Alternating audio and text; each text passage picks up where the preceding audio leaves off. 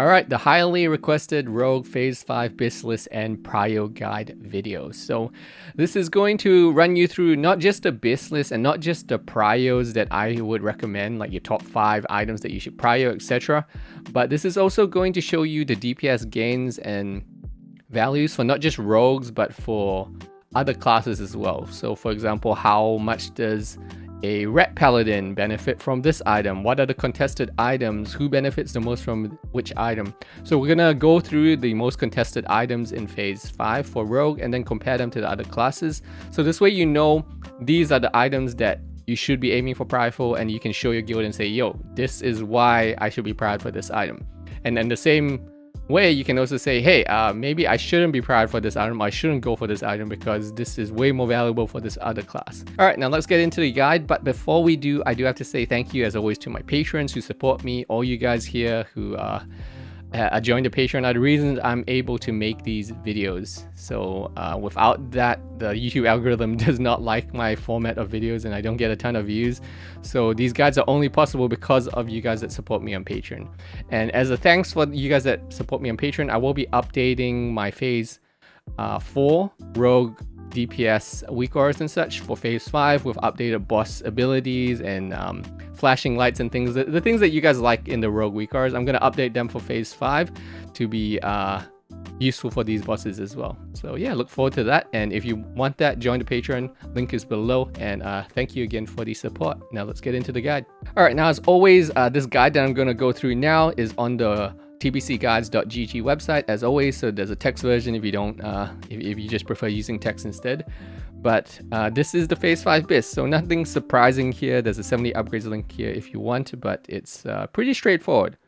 Now the only thing to be aware of really with the BIS for phase 5 is that the necklace, the hardcore rim choker here, this is jewel craft only, so if you're not jewel craft you won't be able to get the choker. Instead you'll be picking up the necklace, but I'm going to cover the alternative and side grades as well. So let's talk about the side grades, because the BIS is pretty straightforward. It's just your 4-piece slayer and then all the Sunwell items basically.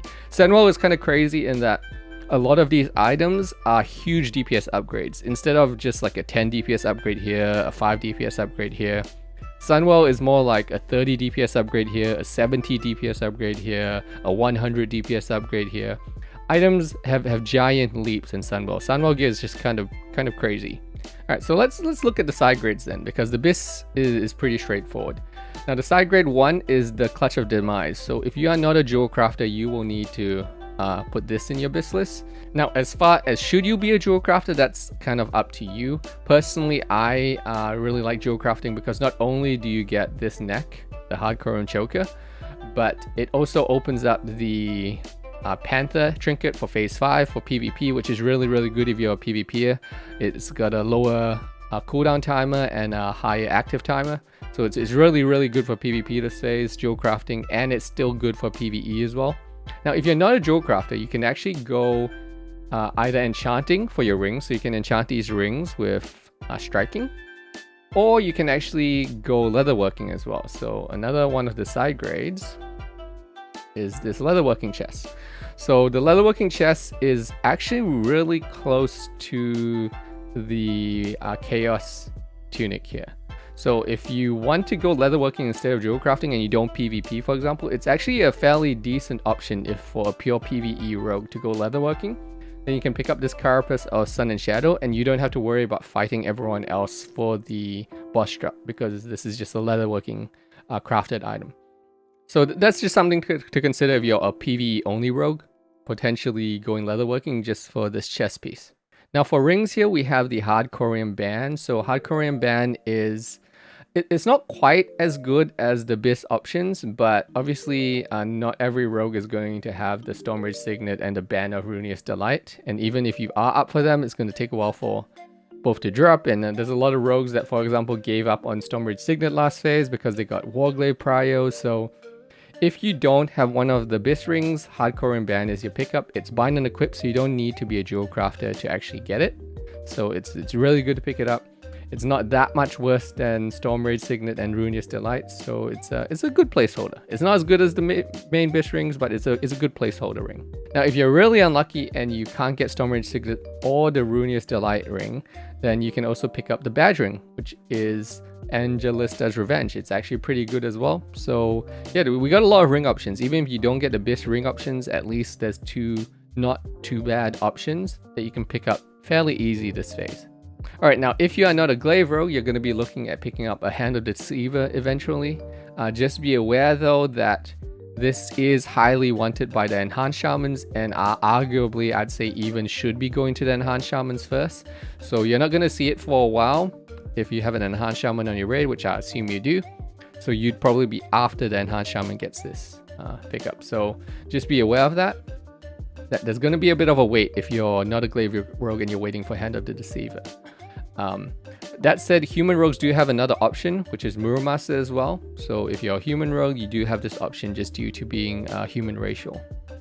Now, while you're waiting for these items, I would highly recommend you try to pick up Brutal Gladiator's Slicer. It's not as good as the first two items we just covered. So this isn't as good as getting the fist weapon, but it's basically free. You can pick it up just by doing arena.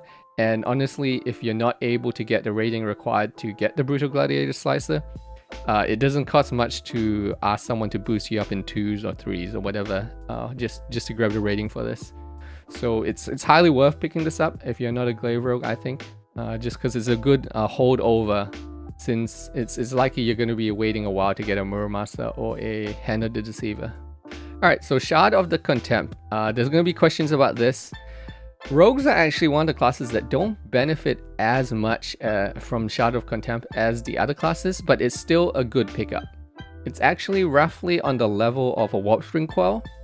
And the reason why you might be saying, Snow, if it's only as good as a Warp Spring Quell, why do I want this? Well, you don't really need it, but we do have armor pen cap issues this phase. So to avoid armor pen cap issues, it's easy to just pick this up from the heroic, swap out your Warp Spring Call for the Shard of Contempt, and you don't have to worry about armor pen capping anymore. So this is just a really nice pickup for that purpose. Now the one exception here is that human rogues, you guys should not pick this up because it will expertise cap you if you're also using the 100 deaths belt.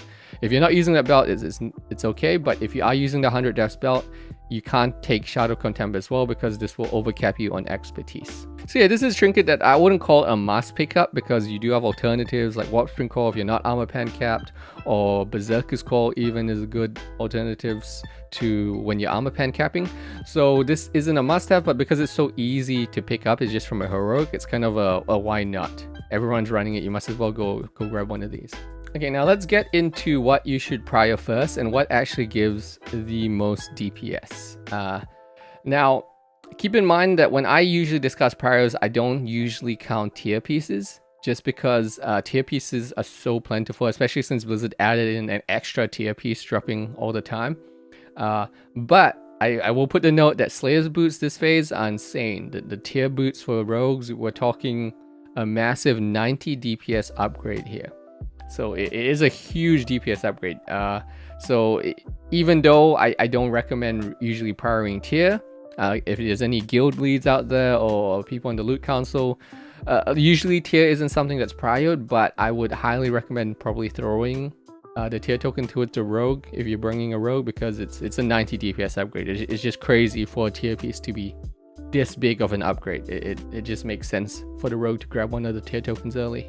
Alright, so let's talk about prio and DPS gains. So first, let's have a quick look at the DPS gains for rogue on a whole, not counting the tier tokens.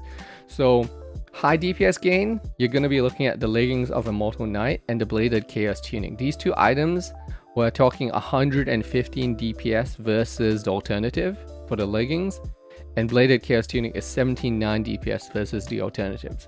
So these two items are huge. We're talking huge DPS gain. The leggings in particular, it's kind of crazy to have 115 DPS from one item. So this is absolutely, these are the big ticket items for rogue this phase. Now medium DPS is, it's funny that we're calling this medium because the Sunwell gear upgrades are so insane. But you're looking at the guys which is really in particularly a really nice pickup for rogues that didn't get CVOS last phase, which is most rogues, I would assume. Unforgivable Sin is also very nice. We're talking Blackened Naru Sliver, which is about a 40 DPS upgrade-ish from Warpsing Coil or Shadow of Contempt. And then Golden Bow as well, which is a 45 DPS upgrade. Then we've got kind of like the low DPS upgrades after that, which is we're looking at the Ring, and then we're looking at the Clutch of Demise, which is something that you'd only really be picking up if you're not a jewel crafter. Not only is this a low DPS upgrade, but half the time on a raid, you're unlikely to be using your main necklace the entire time, because a lot of guilds will have the rogues clicking the on-use group buff necklace. So yeah, in general, I just don't really highly prio necklaces as a rogue. Alright, so now you know the DPS numbers for rogue. Let's kind of compare that to the DPS numbers that other classes gain for the same gear, from warriors to enhanced shamans, red paladins, etc. Now, this phase in particular, there's kind of crazy amounts of contests for basically all the items. Everything in Sunwell is crazy contested, so just be aware of that, because it's gonna be a mess.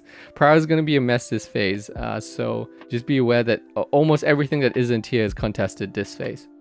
Now, I can't take credit for this sheet. I'm helping to promote it, but this sheet was a group effort by everyone you can see here. So yeah, thanks to everyone that simmed and did all the work. I'm just helping to promote it. Okay, so there's actually two columns in this spreadsheet, the 6200 armor column and then the higher armor column over here. I tend to prefer using this column because most of the bosses in phase 5 are the lower armor option. So I think there's only two bosses which are the higher armor option, so it's just better to just use this for simplicity's sake, to use the lower armor values. Alright rogues, so your first prio that I would recommend is absolutely Immortal Knight. Insane DPS gain. If we're talking versus tier, we're talking 129 DPS versus the next alternative. If we're talking versus the Badge of Justice legs, we're talking 115 DPS gain still. So those are your alternatives. That's all your alternatives are. It's kind of insane. So in this case, you can look at the values for the other classes. Now keep in mind, Veramos is still working on finishing up the Hunter section of this. So those numbers are still to come. Hopefully by the time I release this video in the next day-ish, the numbers will be there. But we can kind of estimate, we know the rough estimates of where the Hunters stand, but hopefully the sheet will be completed in the next day or so. But basically for the leggings, rogues are just by far the biggest benefactors as far as DPS classes go. You can see 115 DPS if you have the Badge of Justice legs this phase, or 129 DPS gain if you're comparing them to tier 6. So it is a massive upgrade, and you should be fighting for Prio for this if you are a rogue. The only one who should really be contesting us on this is potentially Badgerids, but in my opinion, you give the first legs to the rogue and then the first chest to the druid. That way you're kind of splitting them out, one each gets one of the big ticket items, because the Badgerids also want the legs and the chest as highly valued items. Now, if you look at the other classes here and what they gain versus here, really our competition isn't so much warriors, because they have Fell Fury, which isn't that far from it, and it's not the red paladins either. So it's mainly you're talking about fighting the hunters and the enhanced shamans, which as you can see here by these numbers, they aren't even in the same ballpark as the rogues as far as DPS loss if they don't get this item first. So absolutely, if rogues are gonna prio one thing, you guys should try to fight for these legs. You should absolutely be trying to fight for first prio on these. Now, second prio, if you can get this is where things get tricky, right? Because every single item that isn't here is basically contested this phase. So if you're first on Immortal Legs, which I think in most guilds you should be able to argue and you should be able to get that, you're not going to be first on prio on chests as well and other items, because it's just not fair, right? It's just not fair for you to be first prio on all these different items.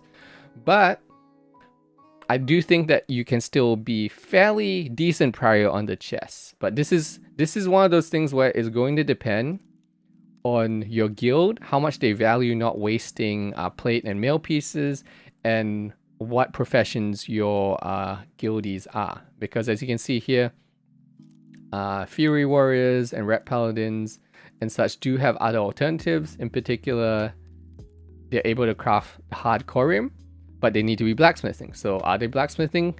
Maybe, maybe not. So that's just going to depend there. And it's the same case for the enhanced shamans.